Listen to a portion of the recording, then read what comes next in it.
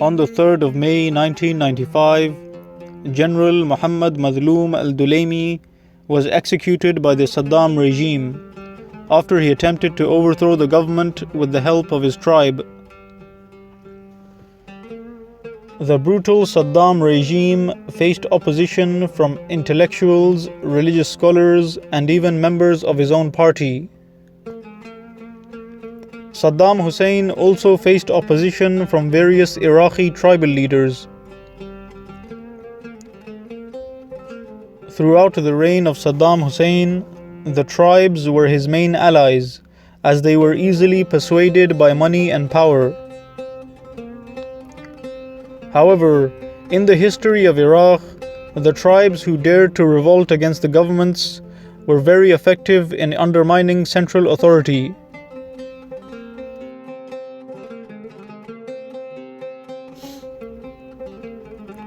For example, in the year 1920, Sheikh Sha'lan Abu Jawn, who was the leader of the Dulaim tribe, was arrested by British authorities after he failed to repay an agricultural loan.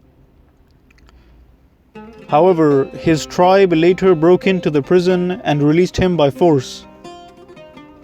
This ignited a massive rebellion throughout Iraq, which eventually managed to liberate Iraq from British rule.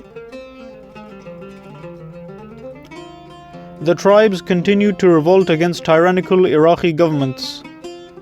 This created a continuous cycle of repression and tribal rebellions. During the communist regime of Abdul Karim Qasim, many tribal sheikhs were executed and tribal land and property was confiscated. The communist government was eventually overthrown in a military coup led by Saddam Hussein. After coming to power, Saddam Hussein changed the previous government's way of dealing with the tribes. Instead of suppressing the tribes and eliminating the tribal sheikhs, Saddam integrated the tribes into his political structure, and he gave loyal tribes prestigious positions within his government and army. Therefore, many tribal leaders joined the Saddam government and ignored his crimes against other Iraqis as long as their tribe was safe and wealthy. However, tribes who disobeyed Saddam were punished severely. In the year 1980, Sheikh Raysan al-Naif, who was the leader of the Bani Hajim tribe, was executed because he refused to fight for Saddam in his war against Iran. In 1982, Abdul Karim al-Muhammadawi, who was another tribal sheikh, defected from the Iraqi army after killing his army commander. Abdul Karim then took refuge in his tribal territory and began a guerrilla war against the Saddam regime.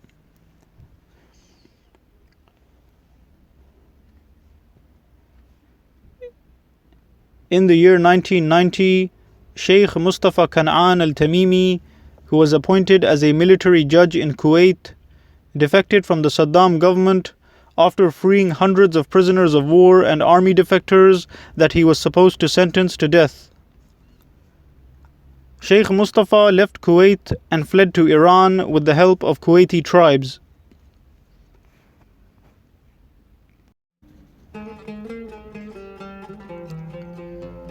Tribal leaders who opposed Saddam utilized tribal connections that had existed way before the creation of the modern Iraqi borders, which were drawn as a result of British colonialism. Many Iraqi tribal confederations, such as the Al-Muntafiq, transcended these borders and extended beyond the borders of Kuwait, Saudi Arabia, Syria, and Jordan. Therefore, many tribal sheikhs who were wanted by the government crossed these borders with the help of members of their tribe who were on the other side of the border. After the war with Kuwait, tribal leaders began to play a bigger role in opposing the Saddam regime. In 1994, Saddam assassinated Sheikh Talib Suhail al-Tamimi, who was the leader of the Iraqi branch of the Banu Tamim tribe.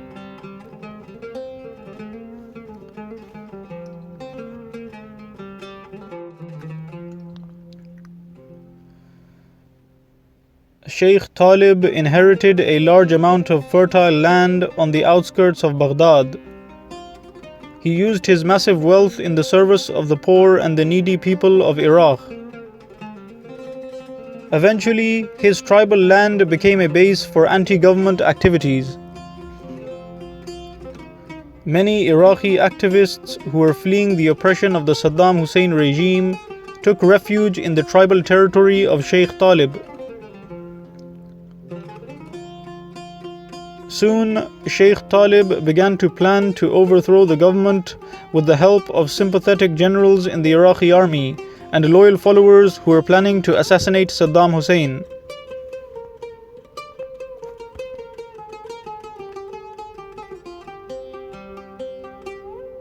However, this plot was discovered by the Saddam regime and Sheikh Talib was forced to flee Iraq. Sheikh Talib crossed the border into Jordan, where he was welcomed by King Hussein bin Talal. Sheikh Talib continued his anti-government activities in Jordan, and he continued to travel around the Arab world in order to create a unified opposition that could overthrow Saddam Hussein.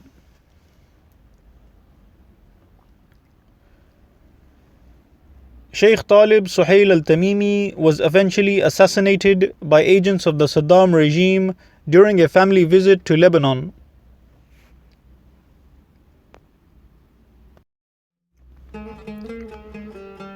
However, even after his assassination, tribal opposition to the Saddam regime continued. In 1995, the Sunni tribe known as the Dulaim tribe revolted against Saddam. This was the biggest tribal threat to the Saddam regime. This is because the Dulaim tribe had previously been loyal to Saddam, and members of the tribe had high-ranking positions in the Iraqi government. In May 1995, General Muzlum al-Dulaimi attempted to overthrow the Saddam government with the help of various other Dulaimi army officers. Muzlum al-Dulaimi planned to attack several divisions of the Republican Guard with a force of 60,000 soldiers, 350 tanks, and the support of a squadron of aircraft in order to overthrow the Saddam regime.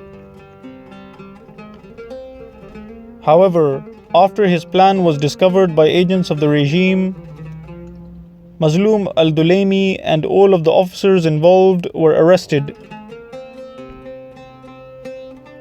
After the arrest of Muzlum al-Dulaimi, the sheikhs of the Dulaim tribe tried to mediate with the government, and they asked Saddam not to execute Muzlum al-Dulaimi. Saddam Hussein sent a letter to the Dulaim tribe in which he promised not to execute Muzlum al-Dulaimi and to let him off with a warning. However, Saddam broke his promise, and a few days later, the body of Muzlum al-Dulaimi was sent to his tribe. The body had signs of torture and was filled with 60 bullets.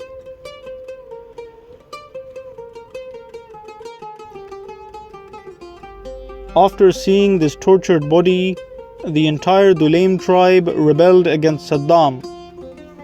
The tribal rebels began attacking police stations and burning government buildings in the city of Ramadi. The Iraqi security forces responded by firing into the crowd, killing 30 people. The Dulaim tribe then picked up their weapons and began an armed rebellion against the government, forcing all Iraqi troops to flee the city of Ramadi. At the same time, 1,000 Iraqi soldiers defected from the Saddam regime and joined the tribal rebels. After this successful rebellion, many prominent government officials such as Abdul Razak al-Jiburi defected from the Saddam regime and fled to either Syria or Jordan with the help of the Dulaim tribe, who smuggled them across the border.